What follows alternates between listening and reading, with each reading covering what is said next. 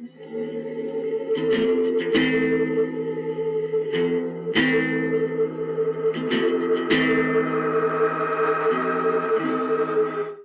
right, so we always start with the same question. What is something that's influenced you and your art that you've never gotten to talk about? Well, this is my first interview, so I can sort of talk about anything, which is cool. I guess, well, this is kind of surprising, but if you know me, it's not. Jason Mraz, no one ever talks about that motherfucker. I'm yours. Yeah, straight up. He's got such a great discography. Well, actually, the first half of it is awesome. Now he's a bit strange, but he is like, when you think of a lyricist, he's just that at its core. I would say that, like, I always reference him either on purpose or by accident, and no one ever knows because no one fucks with Jason. Did he make music before I'm Yours? Yeah, and it's really good. Like, it's a shame that I'm Yours is like the biggest hit. I mean, it's a great song. So he's awesome, someone I look up to for sure. Who are your biggest idols growing up? Weirdly enough, they were mostly men.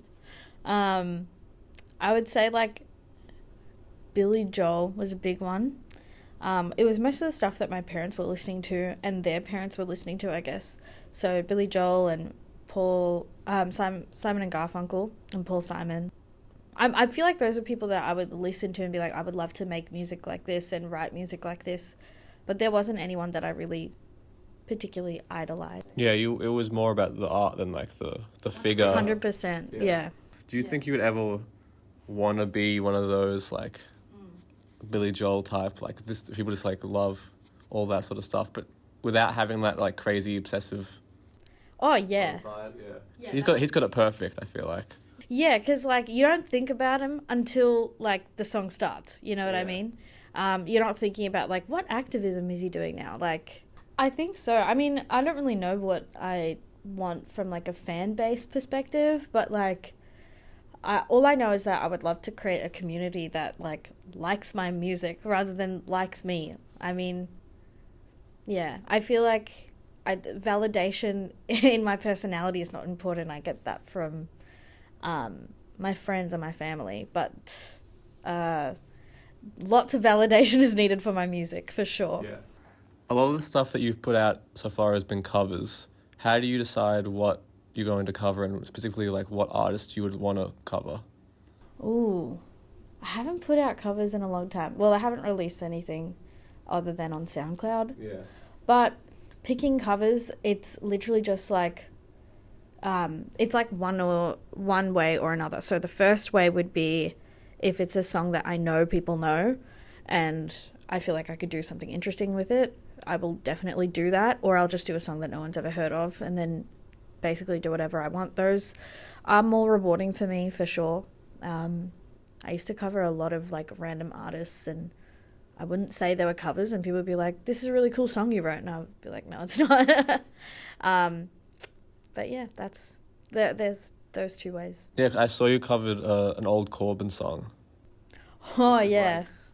Oh my god, he's got like one of the best like male voices and no one knows who he is. He's so good, like such a great singer. What other art forms outside of music would you be interested in? Or are you already interested in?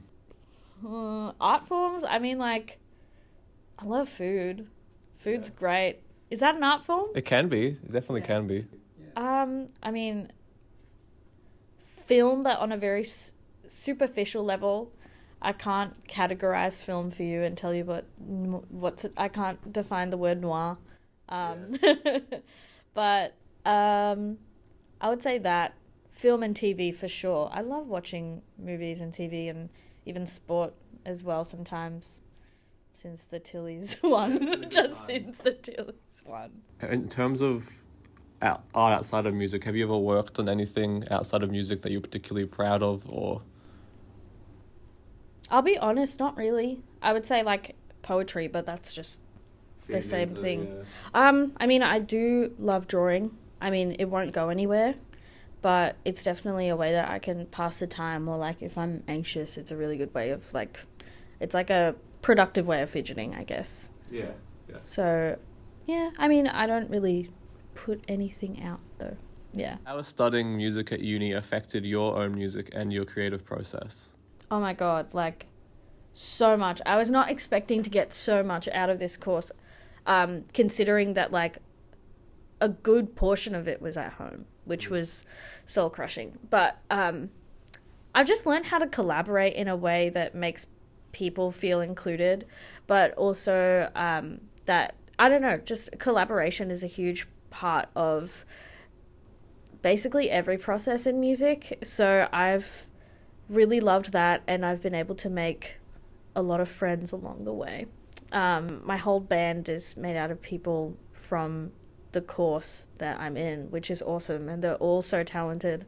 And yeah, building that community has been so enriching.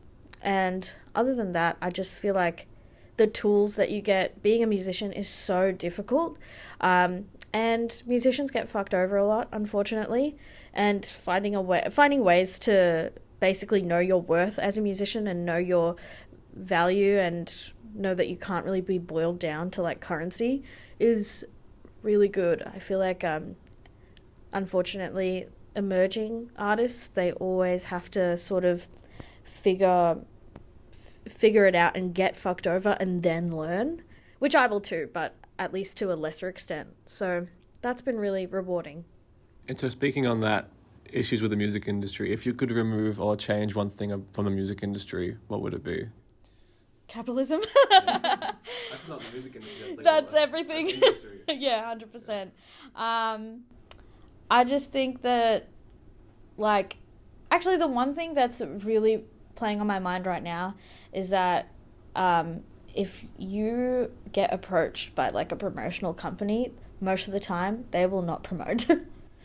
That's like a very small cog in the machine, but yeah, emerging artists, they need those kind of resources, so it's really difficult when that doesn't happen. So I like, if you're making a company or an organization that can help emerging artists, please help them. I know a lot of stories of like emerging artists who, I guess, like fail. I say that in quotations, but like and then they go down a really deep, dark path, and it's because they're not getting the help that they are entitled to. So, yeah, I think we just need a little bit of an extra boost. Thank God Melbourne's so great, because it'd be hard in, like, other areas, even in this country. So, yeah. How often do you integrate your day-to-day life into your music? Most of my music that I write boils down to either things that I've gone through, obviously, but even just like talking to my friends or talking to my family and the situations they've been through, because sometimes talking about yourself, I struggle to talk about myself just like without any music linked, but so like I think just those conversations and those heartfelt moments I have with people is the stuff that gets drawn from my music 100%. What is the best live show you've ever been to? Oh, there's so many. I'm going to make everyone cringe and say one of the best ones for sure was like 21 Pilots in 2015. It was really good. I think it was also the culture of it all, but I want to say something else because I can't admit to that. You can have like the guilty answer. The guilty pleasure? Yeah. The guilty answer is 21 Pilots. I'm going to be honest. And honestly, this is along the same route, less embarrassing, but Paramore, just because, like, Hayley Williams is such a gun. Vocally, physically as well, the way she just, like, runs on stage and she can just still, like, really great, tight band, so good. Really loved that. That was, like, back in 2018. Also, the culture of it all was really awesome, to feel, like, a part of something. Hayley Williams is great. Would you associate the music you make with any particular genre? And if not, why not? I think that 100%. Like, there's a mix of folk, there's elements of jazz, pop for sure. People are so afraid of the word pop. Pop, indie, Yeah, I think it's like an amalgamation of different things. Soul. But I need to refine that answer soon. Is there a genre you'd like to explore that you've never been able to explore with your music? Oh yeah, there's like something that I'm experimenting with a friend. Just like electronic. Yeah, just elements of like electronica, and even like I'll go as far to say as like vaporwave would be something cool to experiment with, but I have to really figure that out. Yeah. To pair that with singer-songwriter stuff would be like I think about George. Have you listened to George Clanton? I know of him. I've heard a couple songs, but never gotten deep into it. He's great. He follows me on Instagram. I don't know why, but I don't know how. He found me, and that's how I started listening to his music. Anyways, irrelevant. But it happens. Yeah. Yeah. It's weird.